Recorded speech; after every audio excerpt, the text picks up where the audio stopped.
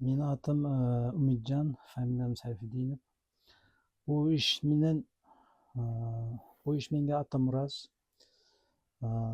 чоң атамдар usta болгон. Ошо местный жыгачтар менен кайрагач, терек, ошондой эле тал, өрүк, ошондой жыгачтар менен иштейбиз основной. Бул иш менен кийин бир проект менен бирге иштеп, станоктор утуп алгам, проект жазып, ушу ишти дагы өнүктүрүш үчүн. Анан ошо бизге жаңак анча жылдан бери запрещен. Ошон үчүн бизге ошо местный жыгачтар менен иштейбиз.